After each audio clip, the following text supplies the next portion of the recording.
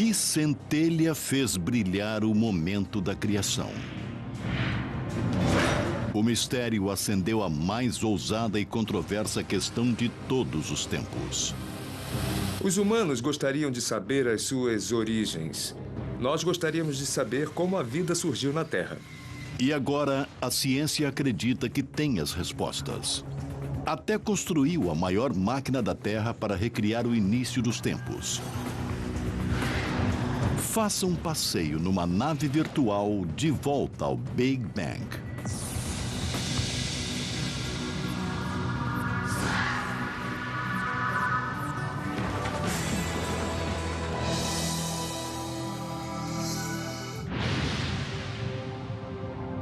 Nosso universo é um conjunto elegante de mais de 1 bilhão de galáxias, cada uma abrigando 100 bilhões de estrelas.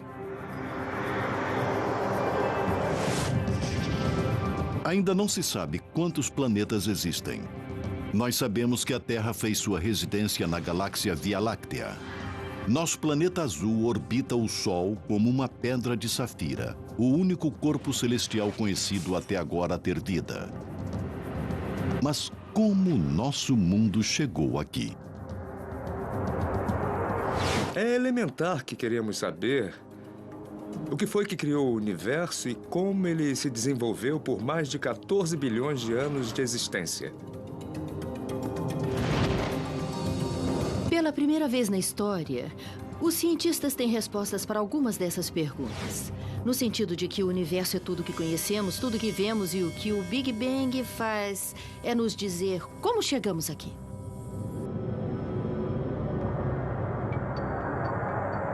A teoria do Big Bang diz que há mais de 13,7 bilhões de anos, nosso universo começou num estado incrivelmente denso, quente e comprimido, com uma missão principal: expandir.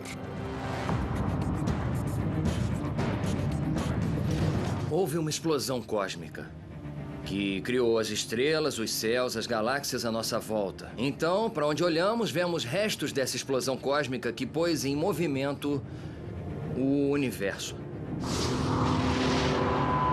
O Big Bang é agora uma teoria da física bem aceita para explicar o que aconteceu depois que o nosso universo nasceu. É confirmada por dados científicos sonoros e observações. Uma teoria não é somente uma ideia antiga com que você sonha no meio da noite. Somente após passar por vários testes, ela é elevada à posição de teoria. Se você olhar a teoria do Big Bang, nós não temos um ponto de dados. Temos centenas de pontos de dados que se encaixam exatamente na teoria do Big Bang.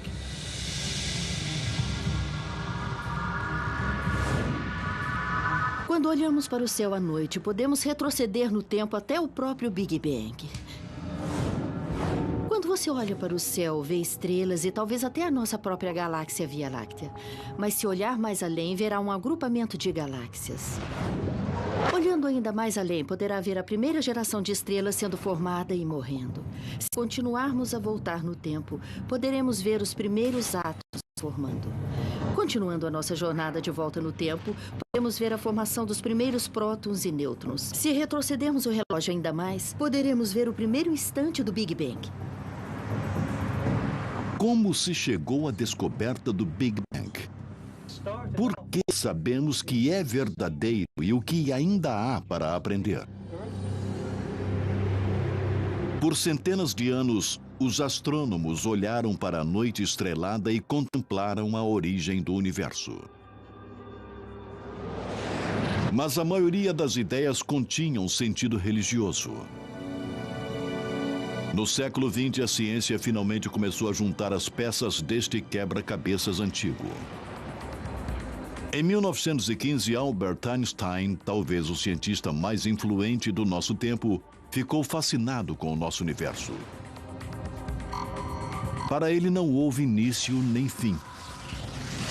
Einstein acreditava que o universo era infinito e eterno, mas as crenças pessoais de Einstein contradiziam suas equações que indicavam que o universo teve um começo. A teoria geral da relatividade de Einstein prevê que a gravidade é tecida na estrutura de espaço e tempo, ou espaço-tempo. Ao introduzir massa na gravidade do universo estática, consequentemente toda a matéria no universo se juntará. Em outras palavras, as galáxias cairiam umas sobre as outras. Por outro lado, o universo pode estar se expandindo se nascesse em estado de expansão. Einstein achava que o universo era estático e tal hipótese o satisfazia esteticamente. Então ele introduziu um fator de correção matemático nessas equações que não as tornavam erradas, mas davam uma solução muito especial. Uma solução muito improvável. Um universo estático. Einstein chamou esse fator de correção de constante cosmológica. Os físicos propunham que havia um efeito repulsivo de antigravidade para manter um universo estático. Essa variável cósmica satisfez a comunidade científica que, na época, tinha uma visão estreita do nosso mundo.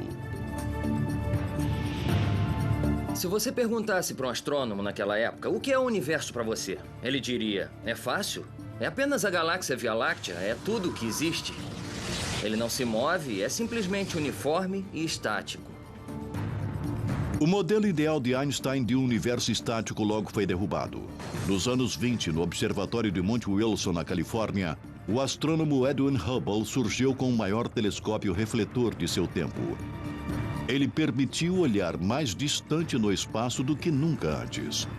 O Hubble foi assombroso para a descoberta que havia milhares de galáxias, além da nossa Via Láctea. Ele fez isso medindo o brilho das estrelas distantes comparadas às estrelas próximas, observando sua radiação eletromagnética desviada para o vermelho. Estamos familiarizados com o som que um carro faz quando passa. Quando ele passa. Isso é o comprimento da onda sonora sendo esticada quando um carro está recuando ou se aproximando. Ondas de luz fazem a mesma coisa. Quando um objeto está se movendo em nossa direção, ele fica mais azul. E quando um objeto está se afastando de nós, ele parece mais vermelho. Isso se chama deslocamento para o vermelho. Por isso, observando-se quão vermelho algo parece estar, os astrônomos podem ter uma ideia de sua distância. Aqui está um universo hipotético se expandindo depois do Big Bang. É igual ao nosso universo, onde os adesivos são as galáxias e a bola é o espaço no qual as galáxias estão agrupadas. Isso é exatamente o que nós vemos em nosso universo, onde as galáxias estão se afastando umas das outras.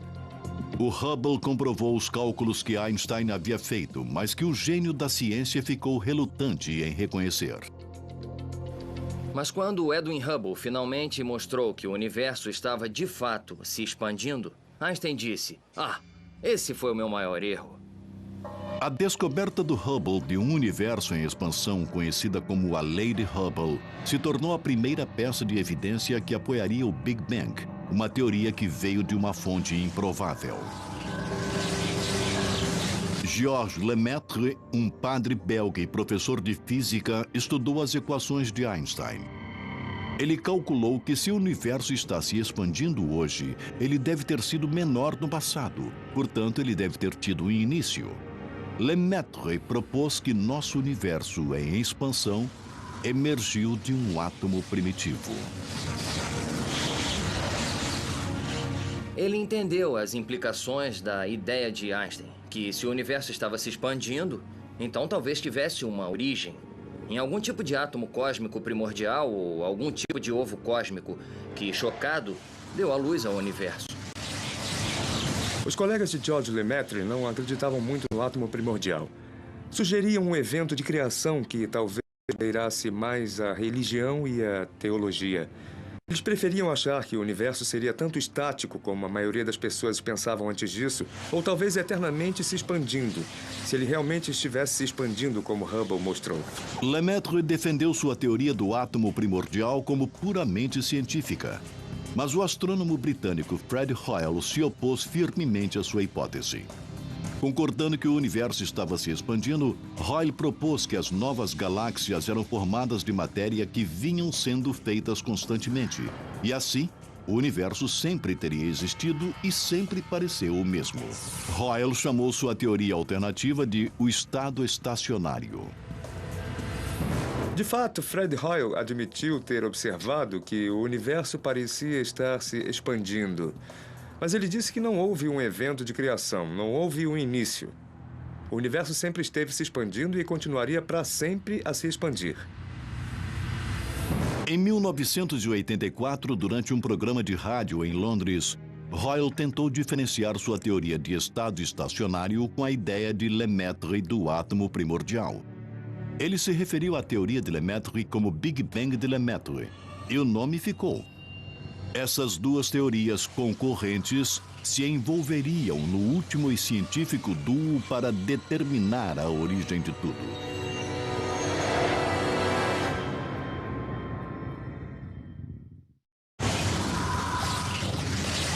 Em meados do século XX, a origem de nosso universo ainda era uma grande incógnita. Duas teorias opostas estavam no meio dessa batalha científica: o estado estacionário de Fred Hoyle e a ideia do Big Bang de Georges Lemaitre. Para que as duas teorias fossem provadas, cada uma deveria explicar a origem dos elementos no universo e de que matéria tudo era feito. Havia elementos leves, como o hidrogênio primário e hélio, e elementos pesados, como nitrogênio, carbono, oxigênio e ferro. Sob altas temperaturas, o elemento leve do hidrogênio se funde para formar hélio. Por sua vez, o hélio se funde em elementos mais pesados. Fred Hoyle propôs que a criação de todos esses elementos mais pesados do que o hidrogênio aconteceu no núcleo de estrelas ardentes num processo chamado fusão nuclear. Isto também incluía o segundo e mais abundante elemento, o hélio. William Fowler, que era um físico nuclear, e Fred Hoyle explicaram como as estrelas fazem os elementos e, portanto, eles achavam que também as estrelas faziam hélio. E assim todos os elementos eram feitos nas estrelas e não precisava haver um Big Bang.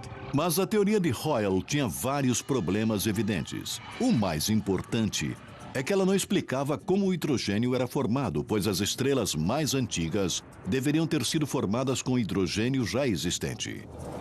Hoyle acabou com esse problema sugerindo que o hidrogênio e o hélio sempre existiram e sempre foram espontaneamente criados. Mas outros começaram a questionar a hipótese de Hoyle. Nos anos 40, o físico russo George Gamow também estudou a origem dos elementos químicos. Usando a teoria do Big Bang, ele previu as proporções relativas do hidrogênio e do hélio no universo e descobriu que deveria conter muito hélio, que só pode ser criado pela fusão de dois átomos de hidrogênio. Gamow descobriu que o hidrogênio cria quase 75% dos elementos em nosso universo e o hélio só 25%. Ele concluiu que as estrelas sozinhas poderiam gerar tanto hélio. Mas se o universo começou com um Big Bang quente e denso, as temperaturas eram altas o suficiente em toda parte para fundir o hidrogênio em hélio. Se olhar para o que é chamado de nuvens de gás primordial, elas têm o que é provavelmente a proporção original de hidrogênio e hélio, e que é aproximadamente 3/4 a 1/4 de hidrogênio para hélio, o que a teoria do Big Bang prevê. A origem dos elementos pesados da fusão de elementos mais leves ficaram conhecidas como nucleossíntese. É a segunda linha de evidências que apoia a teoria do Big Bang. Mas George Gamow deu um passo além. O físico George Gamow e seus alunos criaram uma hipótese fantástica e surpreendente. Se o universo estivesse muito quente, no instante do Big Bang, então hoje deveria haver uma brasa, uma fosforescência, ecos dessa radiação ainda reverberando ao redor do nosso universo. A temperatura do espaço deveria ser poucos graus acima de zero absoluto. Um resto de temperaturas ardentes e violentas do próprio Big Bang. Gamow não tentou detectar essa fosforescência, mas ele levantou uma questão.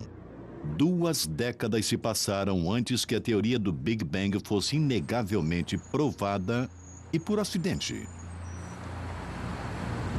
Nos anos 60, a AT&T, antigo Bell Labs, construiu uma antena gigante para se comunicar com os satélites mais antigos.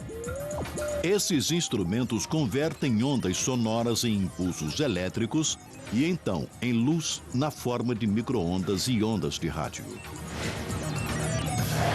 Em 1964, os radioastrônomos Robert Wilson e Arno Penzias estavam usando a antena para observar o hidrogênio na galáxia Via Láctea quando captaram um estranho sinal. Usando o telescópio gigante localizado em Holmdel, Nova Jersey, Penzias e Wilson escanearam o céu em busca de um som irritante. Para sua surpresa, eles captaram um sinal de radiação fraco em todas as direções. Os astrônomos ficaram perplexos. Eles não conheciam nada no espaço que pudesse gerar tal ruído. A maioria dos cientistas provavelmente o teria ignorado, mas eles perceberam que aquilo era algo sério.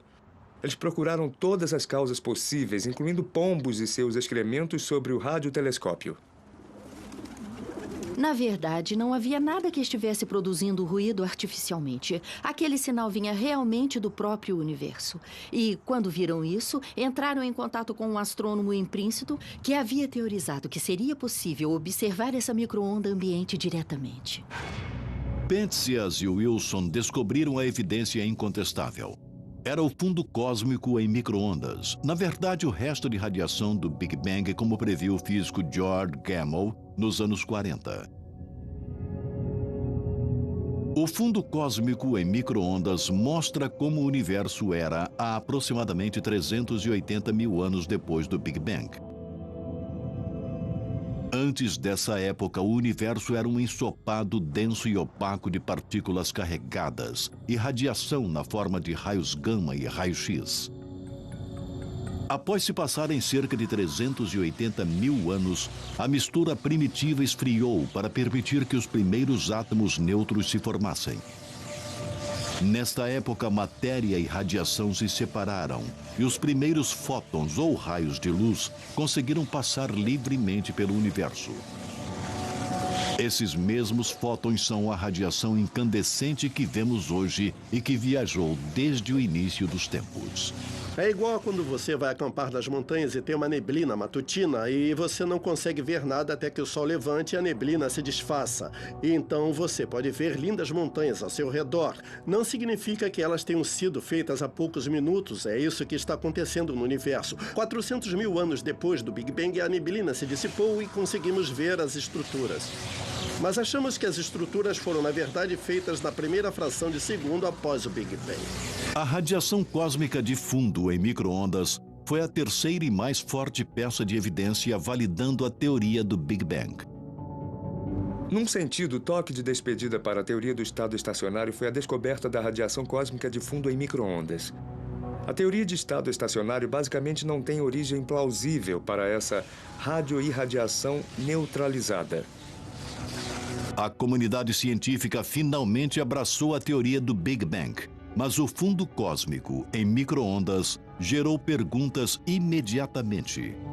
Quando olhada de perto, a radiação parecia lisa, não granulosa como esperado. Era um problema, pois olhamos para o universo hoje e vemos que é claramente uniforme. Há galáxias em alguns lugares e não há em outros. Então se tornou um problema para os cosmólogos explicar como essa estrutura poderia ter evoluído desse estado inicial muito liso. Durante as 3 décadas seguintes, os cientistas tentaram descobrir variações ou flutuações mínimas de temperatura que deixariam uma marca no fundo cósmico em micro-ondas. Mas essas variações eram difíceis de se ver com instrumentos baseados em terra. A ciência precisaria conquistar o espaço para buscar respostas.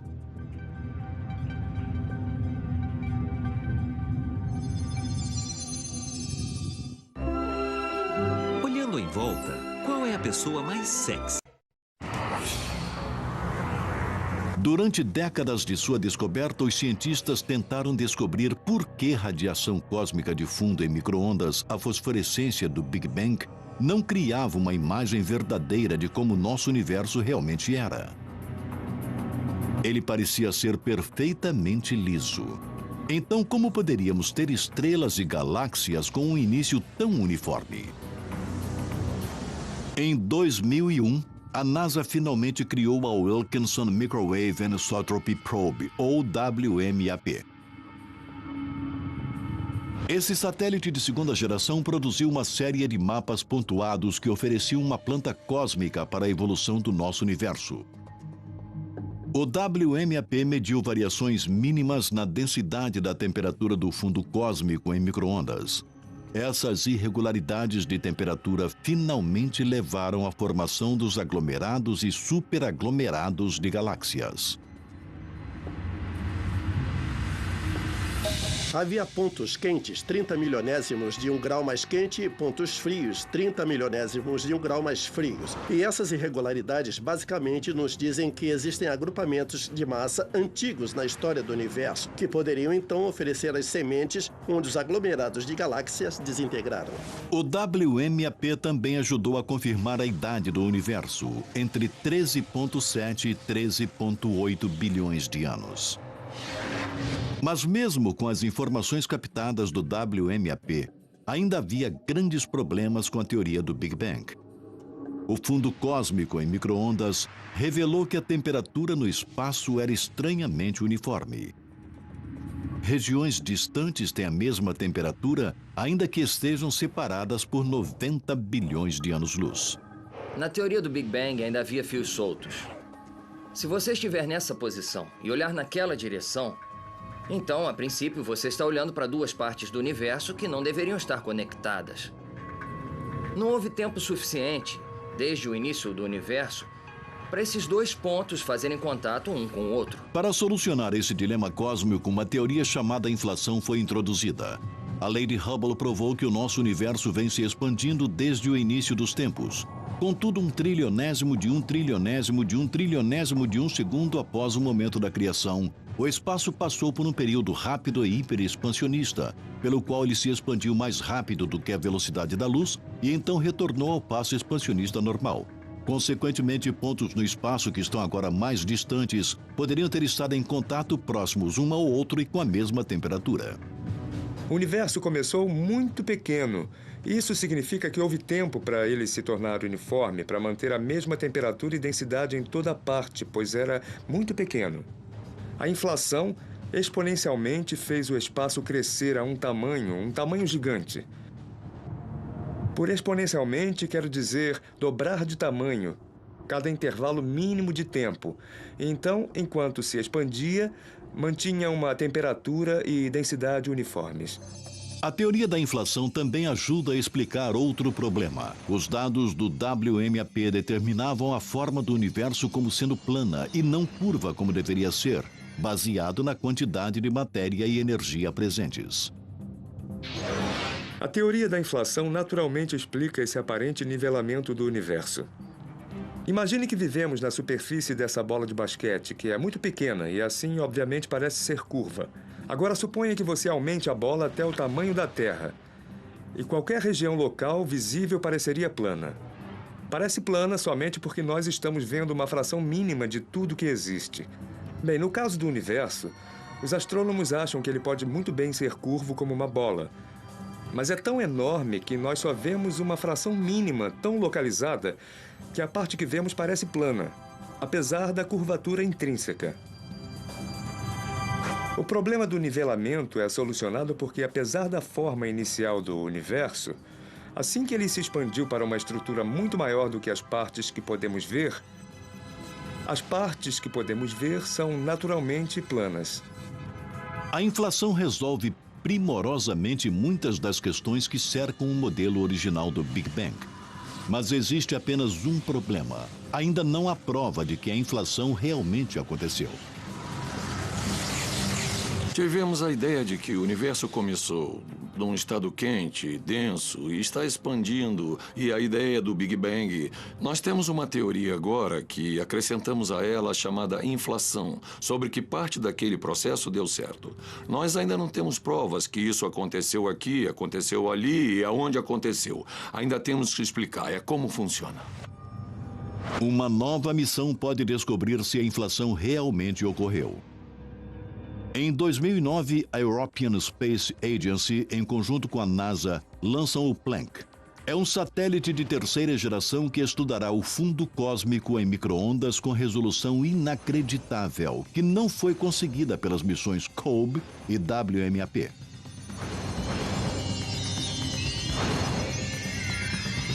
Se você vai a um parque de diversões e se olha num daqueles espelhos engraçados, a imagem que você vê de si mesmo está distorcida.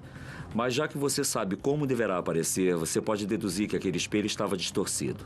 Com o Planck, nós podemos ver as distorções dele e dessas distorções nós poderemos aprender algo, não só sobre o início do universo, mas algo sobre a matéria no universo nos dias de hoje. Os cientistas estão tentando provar que a inflação existiu, encontrando algo que tenha ficado para trás. Ondas gravitacionais são vibrações no tecido do espaço-tempo que são emitidas por objetos em movimento. Einstein previu que as ondas gravitacionais existiram, mas elas nunca foram diretamente observadas. Ainda se a inflação realmente ocorreu, o evento expansionista energético deveria ter emitido uma onda de gravidade que ainda é ressonante até hoje. Vai chegar o dia em que tudo terminará. O dia em... Na fronteira da Suíça e França, o laboratório de física chamado CERN acolhe a maior e mais complexa máquina científica já construída.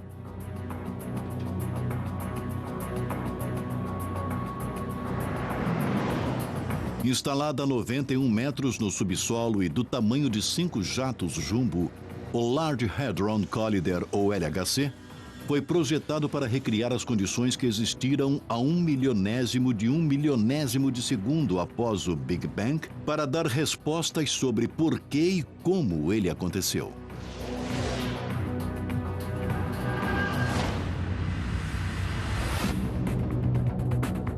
Partículas subatômicas chamadas prótons são enviadas unindo a 27 quilômetros no subsolo, curso circular em direções opostas a mais de 99,9% da velocidade da luz.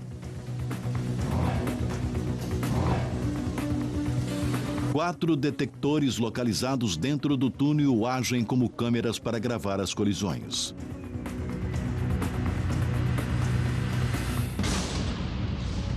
Quando os prótons se chocam, sua massa e velocidade combinadas irão com sorte formar novas partículas, que podem ter estado presentes há nanosegundos após o Big Bang e se dissolveram.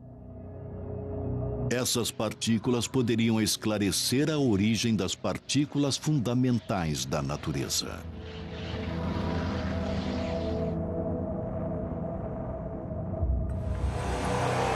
Estamos procurando por novas partículas. Pode ser que essas novas partículas vivam por somente um pequeno instante e se dissolvam em outras partículas. E nós observamos aquelas partículas dissolvidas e as rastreamos. E a partir disso, conseguimos descobrir qual era a energia delas, de onde elas vieram e de que massa de partícula precursora eram. Como chefe do projeto no CERN, o físico Michael Tutz está esperançoso que as experiências produzirão um bóson de Higgs, conhecido como a partícula de Deus. Acredita-se há muito tempo que a partícula Higgs pode ter estado presente um instante após o Big Bang e pode ter dado massa para toda a matéria normal no universo. Uma das principais razões para a construção do LHC foi descobrir essa partícula Higgs, que, de certa forma, é uma espécie de santo graal da física das partículas, porque é a última peça restante do quebra-cabeças do qual não temos uma evidência experimental. O Large Hadron Collider também pode esclarecer a teoria do tudo.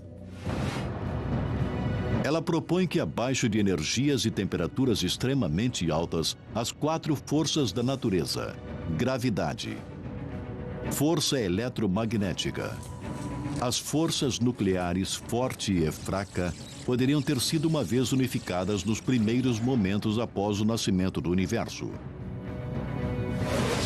Então, quando a gravidade dividiu essa força mestre, começou o rápido período expansionista da inflação, que pode ser visto como sendo o Bang do Big Bang. Se nos primeiros estágios do universo, quando as energias eram muito altas, pode ser que todas as forças parecessem ter a mesma resistência. pois sugere que talvez todas as forças que vemos agora sejam manifestações de alguma força antiga, primordial que existiu. Alguma força mais antiga existiu para criar o Big Bang? E se fosse, de onde veio?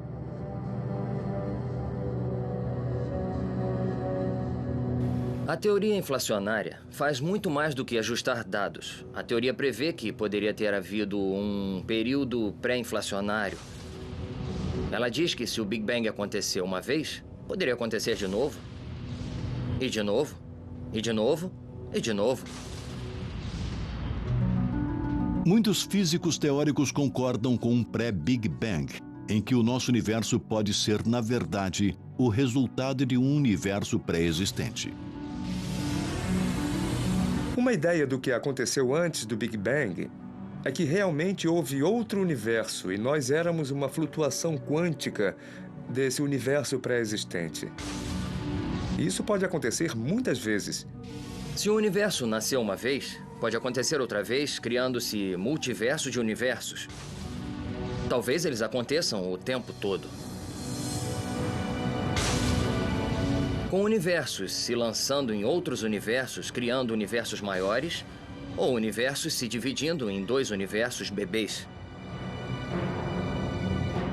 Os modelos de pré-Big Bang realmente não têm dados experimentais para apoiá-los. E então, podem ser verdadeiros ou podem não ser. Ainda não há evidência confirmando se o nosso universo começou do nada ou de algo. Mas o Big Bang esclarece como o nosso universo evoluiu. E talvez seja seu último destino.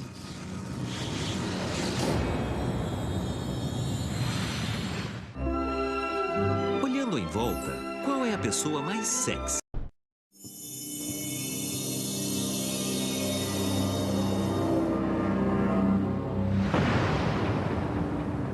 O Big Bang é a explicação aceita da origem de nosso universo, de acordo com dados científicos, observações e teorias de físicos e matemáticos. Eis um cronograma do que achamos que aconteceu.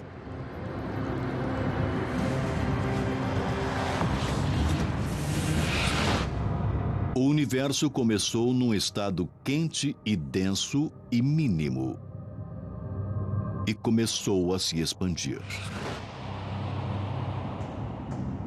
Se a teoria do tudo for provada, as 4 forças da natureza, gravidade, eletromagnetismo, forças nucleares forte e fraca, são unificadas numa força fundamental num trilionésimo de um trilionésimo de um trilionésimo de um segundo.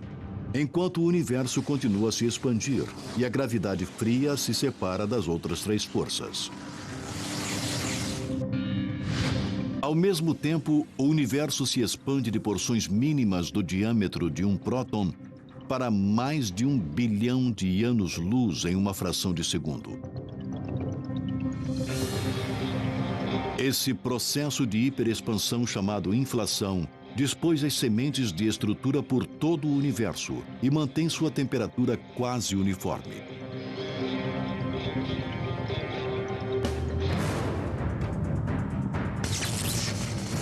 Quando a inflação diminui, as forças eletronucleares fraca e forte tornam-se forças separadas. Elas interagem com o mar de partículas e antipartículas para criar uma sopa cósmica de energia. 100 segundos após o Big Bang, as temperaturas caíram para 1 bilhão de graus. Prótons e nêutrons se fundem pela força nuclear forte para criar o núcleo de hidrogênio pesado. Levados pela temperatura intensa e pressão, a fusão nuclear converte o núcleo do hidrogênio pesado em hélio. Após alguns minutos, cerca de 1/4 do hidrogênio é convertido em hélio que, por sua vez, produzirá elementos mais pesados. Por centenas de milhares de anos, a matéria e a radiação são unificadas em nebulosa.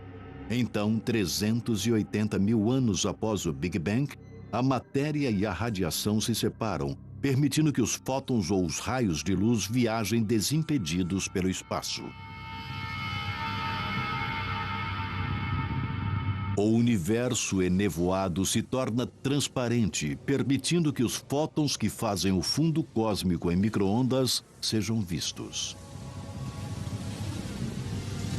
Quando o universo está com algumas centenas de milhões de anos, a gravidade atrai o hidrogênio e o gás hélio para formar nuvens que se dissolvem, formando as primeiras estrelas.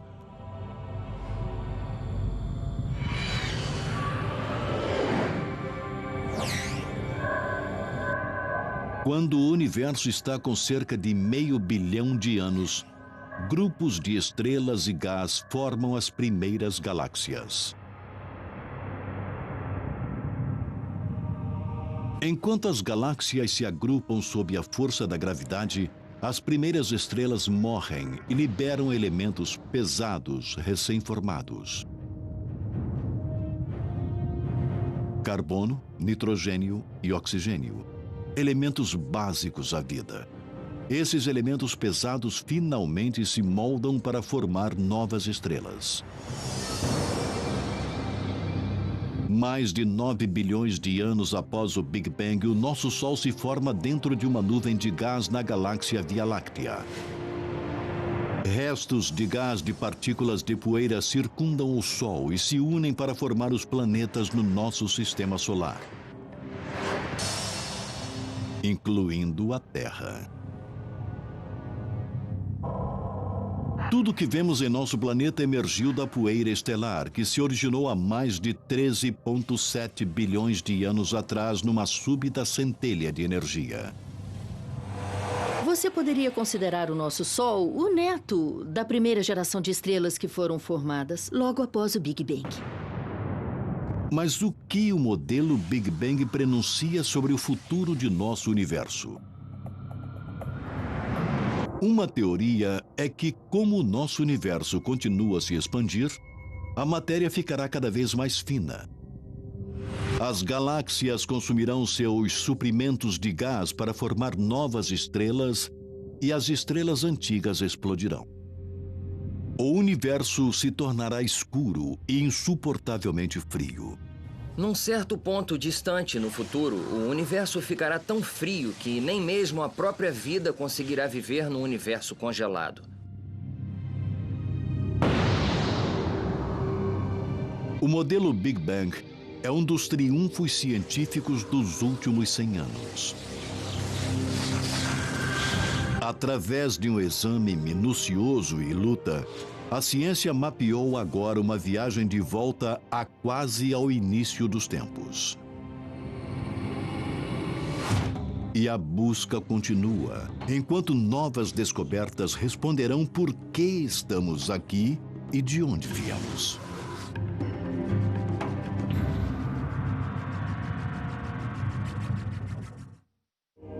Versão brasileira Audiocorp.